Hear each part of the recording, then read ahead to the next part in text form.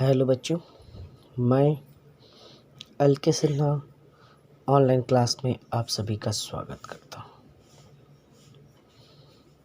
तो आज हम कक्षा 9वीं में एक नया अध्याय पढ़ने जा रहे हैं।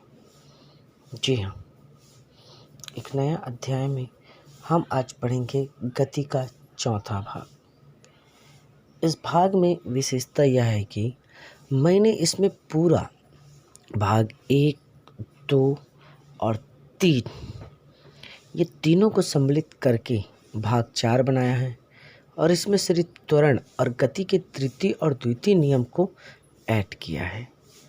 तो इसमें आप लोग देखेंगे कि मैंने पूरे अध्यायों को एक साथ वर्णन किया है। अगर इसमें से कुछ छूटा होगा तो वो आप देख सकते हैं पुराने वीडियोस में। और ये इस अध्याय का अंतिम भाग है, तो आप इसमें जितनी बातें लिखी हुई है उसे नोट कर लेंगे। इसमें कुछ उदाहरण दे रहा हूँ मैं, ठीक है, और परिभाषाएं भी हैं और इसमें मात्रकों का भी पूर्णतः उपयोग किया गया है। तो ये वीडियो स्टार्ट होने से पहले आप पेन और कॉपी अपने पास रख लें, क्योंकि एक बार सुनना स्टार्ट करेंगे आप तो जो चीज़ नोट करना है उसे पॉज करके लिखने के बाद वीडियो को फिर आगे देखते जाइएगा, ठीक है। तो शुरू करते हैं आज का वीडियो हम लोग, ठीक।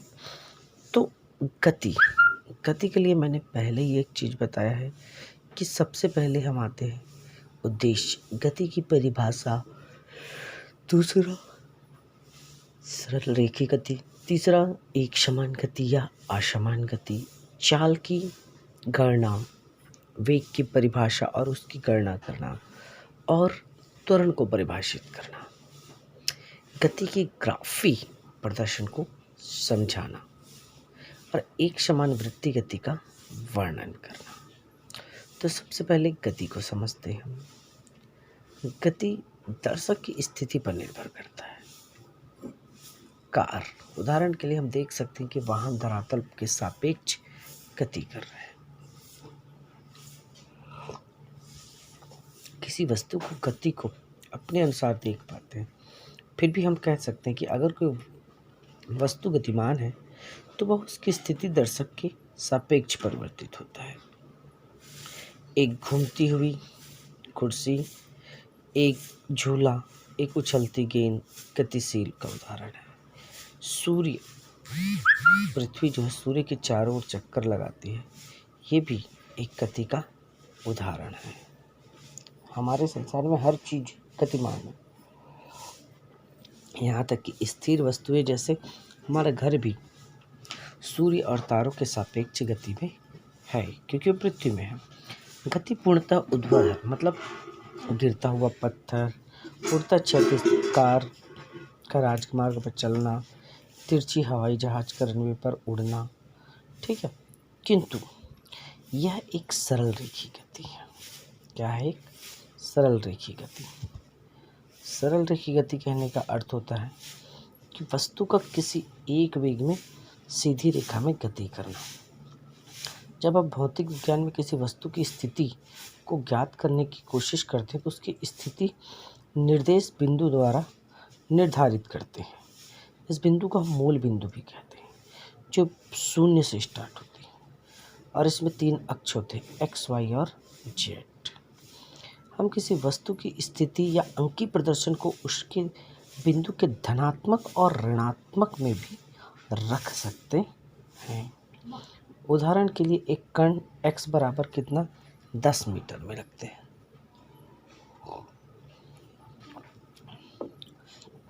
x अक्ष पर बिंदु 10 मीटर की दूरी पर स्थित है। जैसा तुमने पाया कि वस्तु की लंबाई उसके मात्रक से मापा जा सकता है। हम यहाँ उदाहरण के तौर पर मीटर को मात्रक मान लेते हैं। यहाँ वस्तु द्वारा तय की गई दूरी कितनी होगी? 10 मीटर। तो किसी वस्तु की दूरी को निर्धारित करने के लिए हमें केवल अंकीय मान की आवश्यकता होती है, ना कि उसकी गति और उसकी दिशा की। और किसी भौतिक राशि का अंकीय मान उसका परिणाम होता है। वस्तु की प्रारंभिक और अंतिम स्थिति के बीच की न्यूनतम दूरी को क्या कहते हैं? विस्थापन कहते हैं। तो इसी प्रकार से एक चीज़ और आती है जिसे कहते हैं एक समान गति और असमान गति। एक समान गति कहने का अर्थ होता है कि वस्तु समान समय में क्या करता है, समान दूरी तय करता है। जैसे कि 5 मिनट में 5 किलोमीटर, तो 10 मिनट में कितना, 10 किलोमीटर, ठीक। और 10 मिनट में 20 किलोमीटर, 15 में कितना, 30 किलोमीटर। तो 5 सेकंड में कार 10 मीटर की दूरी तय कर रहा है, मतलब समान समय में समान दूरी तय कर रहा है। ये वस्तु की क्या कहलाता है, एक समान गति कहलाता है। अब कार पी की ओर जाते हैं। 5 सेकंड में वो 5 मीटर की दूरी तो तय करता है, पर 10 सेकंड में वो 15 मीटर की दूरी तय करता है। 15 में वो 20 का, अर्थात असमान समय में असमान दूरी तय करता है, ठीक है। 5 में 5 कर रहे, 10 में 10, 15 में 20 कर रहे, ठीक। फिर आता है चाल। चाल तुम देखते हो बहुत सारी गाड़ियाँ अलग अलग वेग से चलती हैं। कोई बहुत धीमी चलता है, कोई बहुत तेज चलता है। तेज़ी से चल रहा है, हम कहते हैं बस तो बहुत तेज़ चल रही है। और कोई धीरे धीरे चल रहा है, बोलते बहुत देखो कितनी धीमी गति से चल रहा है। तो किसी की चाल अधिक होती है और किसी की चाल कम होता है। चाल में दूरी और समय दोनों साथ साथ होते हैं। तेज का मतलब है वो कम समय में ज़्यादा दूरी तय करेगा, और धीमा का मतलब है ज़्यादा समय में वो कम दूरी तय करेगा। तो इस प्रकार से ये वीडियो देख रहे हो, उसके अनुसार से तो ये चीज़ समझ में आ रही होगी। तो किसी वस्तु की चाल को दुगुना करने का मतलब दूरी के लिए आवश्यक समय को आधा करना भी होता है। तो वस्तु द्वारा इकाई समय में तय की गई दूरी के उपयोग से हम वस्तु के गति की दर को ज्ञात कर सकते हैं। चाल का मात्रक मीटर प्रति सेकंड होता है, ठीक है। अधिकतर अवस्थाओं में वस्तुएं असमान गति करती है, इसीलिए हम वस्तु की गति की दर उसकी औसत चाल के रूप में व्यक्त करते हैं। औसत चाल बराबर तय की गई दूरी बटे कुल समय अवधि होता है।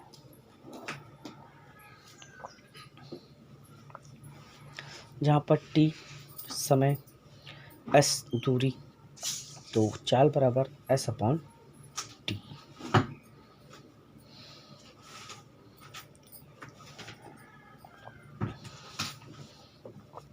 एक निश्चित दिशा में चाल को हम वेग कहते हैं। चाल और वेग में अंतर है। किसी वस्तु की चाल को व्यक्त वह कितनी चल रही है, जबकि वेग चाल और दिशा दोनों को दर्शाता है। एक समान वेग के लिए वस्तु की चाल नियत से निश्चित दिशा में चलना आवश्यक है। तो इसकी गणना भी औसत चाल से की जा सकती है। वेग को प्रारंभिक वेग और अंतिम वेग अंकीगणितीय माध्य से भी प्राप्त किया जा सकता है, प्रारंभिक और अंतिम बटे 2 से। इसका ये औसत वेग भी हम आसानी से ज्ञात कर सकते हैं। तो वी एम बराबर होगा u plus v upon 2। V प्रारंभिक अंतिम वेग, u प्रारंभिक वेग, वी ए एम एवरेज। और इस तरीके से हम इसकी क्या ज्ञात कर सकते हैं, दिशा के साथ चाल को भी ज्ञात कर सकते हैं। चाल और दोनों का मात्रा मीटर प्रति सेकंड ही होता है।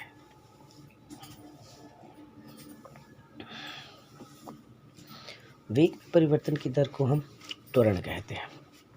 क्या कहते हैं उसे, त्वरण कहते हैं। कि कोई वस्तु धीमी चल रही है, कोई तेज गति से चल रही है, तो उसे त्वरण कहते हैं।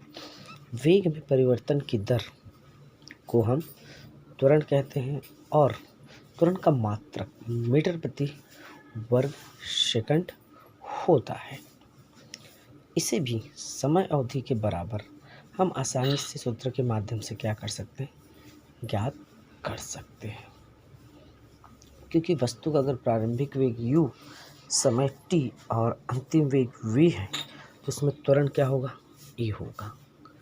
तो त्वरण e बराबर क्या होता है, वेग में परिवर्तन मतलब अंतिम वेग ऋण प्रारंभिक वेग बटे टी। और इस तरीके से हम वेग में परिवर्तन त्वरण कुछ समय और दूरी के अनुसार ग्राफ खींचकर भी आसानी से प्राप्त कर सकते हैं। और अगर मैं बात करूं किसकी, एक गाड़ी की उदाहरण के तौर पे जो गोल एक राउंड में घूम रही है, गोलाकार रेसिंग कार, ठीक है। तो प्रारंभ में 10 मीटर में वो कितने 0.127 घंटे में 23 किलोमीटर की दूरी तय करता है। तो उसकी चाल और औसत वेग की गणना करना है। तो देखिए फॉर्मूला यहाँ दिया है, औसत चाल तय की गई दूरी बटे कुल समय अवधि। तो इसके आधार पर भी जैसे 23 बटे कितना 0.7 घंटे और 23 किलोमीटर मान रखा हमने, तो कितना है 135.29 किलोमीटर प्रति घंटे। ये औसत चाल और औसत वेग कुल विस्थापन बटे समय अवधि, ठीक है। इस प्रकार से दूरी औसत वेग को भी आसानी से ज्ञात किया जा सकता है। अर्थात औसत वेग कुल विस्थापन बटे क्या होती है, कुल समय अवधि होती है। तो 4 किलोमीटर और 0.17 घंटे, तो आया कितना 2.3। तो गति का एक ग्राफी प्रदर्शन भी किया जा सकता है। अर्थात कहने का अर्थ होता है कि अगर हम दूरी और समय के मध्य एक ग्राफ खींचें तो हम ये देखते हैं कि जितनी वो दूरी तय किया है उसी के अनुसार से उसकी ग्राफी संरचना भी होती है। और ये एक दूसरे पर निर्भर भी करता है, किस प्रकार से गति करता है, किस प्रकार से दूरी तय करता है। उन दूरियों को हम दो अक्षों के द्वारा क्या करते हैं, दो अक्ष के द्वारा हम बता सकते हैं, एक्स और वाई अक्ष। तो एक दूरी को बतलाता है, ठीक है, समय वाला किसको, वाई अक्ष को बताता है, और एक्स अक्ष उस राशि के प्रदर्शित होता है समय के साथ। तो यदि कोई वस्तु समयांतराल में समान विस्थापन करती है तो एक्स अक्ष पर सीधी रेखा मतलब एक समान समय में समान दूरी तय करेगी तो एक सीधी रेखा ही प्राप्त होगी, ठीक है। लेकिन वो असमान समय में असमान दूरी तय करता है तो हमें कर्व आकार का, ठीक, एक ग्राफ प्राप्त होगा जिसमें समय तो जाएगा लेकिन किलोमीटर नहीं बढ़ेगा, उसकी दूरी में वृद्धि नहीं होती। तो इस तरीके से हम विस्थापन और समय के मध्य आसानी से ग्राफ खींच सकते हैं। इसी प्रकार से हम दूरी और समय के बीच एक ग्राफ को आसानी से व्यक्त करके हम किसी भी चीज़ की एवरेज भी ज्ञात कर सकते हैं। इस प्रकार का ग्राफ आपकी पुस्तक में दिया हुआ है, जिसमें देखिए एक तरफ समय है एक्स अक्ष में और दूरी किस में है, वाई अक्ष में। इस ग्राफ के अंदर जो डब्बे बने हुए घनाकार के, वो उनके दूरी का एक मापन इकाई के अनुसार से बटे हुए हैं और उन्हीं के अनुसार उसे बांटने का कार्य हम करते हैं। तो अगर दूरी और समय को मापना है तो यदि कोई वस्तु गतिशील नहीं है तो दूरी और क्षैतिज रेखा में प्रदर्शित होगी, मतलब वस्तु एक जगह स्थिर रखी हुई है, उसमें कोई परिवर्तन नहीं हो रहा है, उस अवस्था में वो एक जगह स्थायी रहेगी और जीरो की अवस्था रहेगी, ठीक है। स्थिर अवस्था मतलब क्या होगा, जीरो, समय जीरो और दूरी भी क्या रहेगी उसकी, जीरो ही रहेगी। तो ये शुरुआत जो होती है, दोनों अक्ष जहाँ पर मिलते हैं उस बिंदु को हम मूल बिंदु और जीरो भी कहते हैं। और यदि कोई वस्तु नियमित गतिमान है तो दिए गए समान समय में वो दूरी बढ़ते चले जाएगी और समय दाईं ओर तरफ बढ़ेगी और दूसरी तरफ भी नियमित वो बढ़ते जाते हैं। इसका मतलब है कि अगर वो रेखा बढ़ रही है तो वस्तु गतिशील है और समय के सापेक्ष वो गति कर रही है। वेग और समय के ग्राफ से एक चीज़ स्पष्ट भी हो जाता है, वेग समय ग्राफ चालक समय ग्राफ भी कहा जाता है और चाल समय ग्राफ दूरी की ग्राफ जैसा ही दिखाई देता है। जैसे एक वस्तु की चाल समान है, 40 किलोमीटर की रफ्तार से वो चल रही है, समय उतना ही लग रहा है लेकिन चाल में भी कोई परिवर्तन नहीं हो रहा है, तो एक नीति 36 क्या प्राप्त होता है, हमें एक समय वेग का ग्राफ भी प्राप्त हो जाता है। और इसे हम लोग दंड आलेख के समान भी ज्ञात कर सकते हैं क्षैतिज रेखा में चाल के नियमत को, कि वो कब घट रही है और कब बढ़ रही है, कितने सेकंड में बढ़ी और कितने सेकंड प्रति मीटर में वो कम हुई। उसे हम डॉट करके एक ग्राफिंग द्वारा भी क्या कर सकते हैं, व्यक्त कर सकते हैं त्वरण या वेग को। अब ग्राफिक विधि के आधार पर हम गति के समीकरण की अगर व्याख्या करें, जैसे कि गति का पहला नियम समीकरण बताया था v बराबर यू प्लस ए टी, दूसरा बताया था मैंने s बराबर यू टी प्लस हाफ ए टी स्क्वायर, और तीसरा है 2as equal to v square minus u square. ये गति के 3 ग्राफिक समीकरण हैं। u का मतलब प्रारंभिक वेग, t का मतलब समय, a का मतलब त्वरण, v का मतलब अंतिम वेग और s का मतलब होता है t यानी दी गई समय पर चली गई दूरी। तो इस प्रकार से ये ग्राफिक समीकरण में अगर पहला देखते हैं वेग और समय में संबंध के अनुसार से, तो ये स्पष्ट हो जाएगा। दूसरा जो समय और स्थिति के बीच के संबंध को बताता है, तो भी स्पष्ट हो जाएगा। और अगर तीसरे की बात करूं तो वेग और स्थिति के बीच संबंध को बताता है। तो इस तरीके से हम तीनों की स्थिति, वेग और समय और वेग और समय के संबंध को आसानी से ज्ञात कर सकते हैं। तो मान लीजिए एक वस्तु जो सीधी रेखा से चल रही थी, उसका प्रारंभिक वेग देखो, बिंदु मूल बिंदु क्या है, ओ मतलब समान त्वरण है। अब वो कहाँ तक गई, वस्तु यू पर गई, जिससे उसका वेग कितना हो गया, v हो गया। वेग जैसी v होता है, ठीक है, वो s दूरी से तय करता है और उसका समय कितना हो जाता है, t से बढ़कर उसका वेग कितना हो जाता है, v हो जाता है। पहले 0 था, फिर u हुआ, फिर v हुआ। और इसके साथ ही v माइनस टी में गतिशील वस्तु का त्वरण भी क्या होता है, ढलाव। तो त्वरण ए बी, जो ढलाव है वो त्वरण है, वेग में परिवर्तन, तो बी सी बटे ए सी बराबर कितना होगा, v माइनस यू बटे टी माइनस 0। ठीक है, ये होगा किसका, इसके ढलान का। तो ए बराबर त्वरण कितना होगा, v माइनस यू बटे टी आएगा। तो अगर पक्षांतर करूँ तो v माइनस यू बराबर ए टी आएगा। तो v बराबर कितना आता है, u को पक्षांतर करूँगा माइनस का प्लस हो जाता है, और v बराबर u प्लस ए टी गति का प्रथम समीकरण होगा। दूसरी चीज की अगर मैं बात करूँ, मानो कि वस्तु t समय में a त्वरण से s दूरी तय करती है। कितनी दूरी, s दूरी तय करती है। ठीक, तो यहाँ पर देखिए एक त्रिभुजाकार का वक्र और एक चतुर्भुज प्राप्त हुआ है। तो यहाँ पर तय की गई दूरी s मतलब A B O D O क्षेत्रफल है। आयत ए सी डी ओ क्षेत्रफल plus D A B C का क्षेत्रफल होगा। तो क्षेत्रफल बराबर क्या होता है, ओ डी लंबाई गुणित चौड़ाई, ठीक है, प्लस दूसरे का भी लंबाई गुणित चौड़ाई 1/2 करके, तो T plus U plus half V minus U into T, A C क्या है, समय है।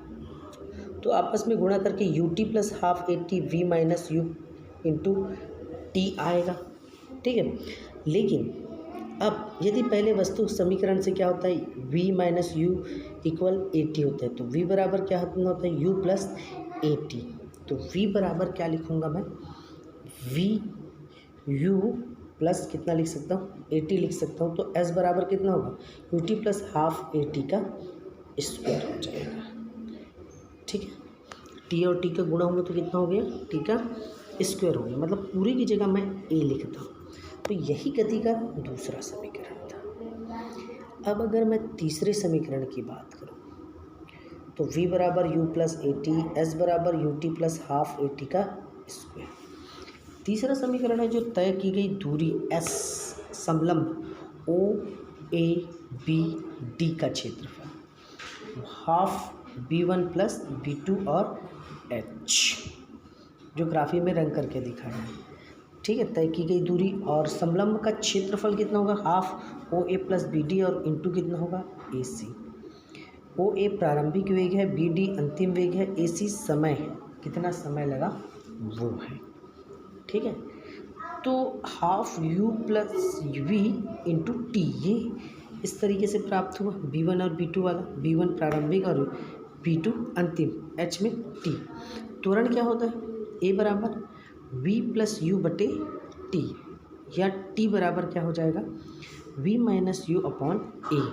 फिर पक्षांतर करेंगे तो टी का मान, अब समीकरण 1 में जो हाफ ठीक है दिया तो उसमें किसका मान रख दिया टी का, तो v square minus u square 2as आएगा।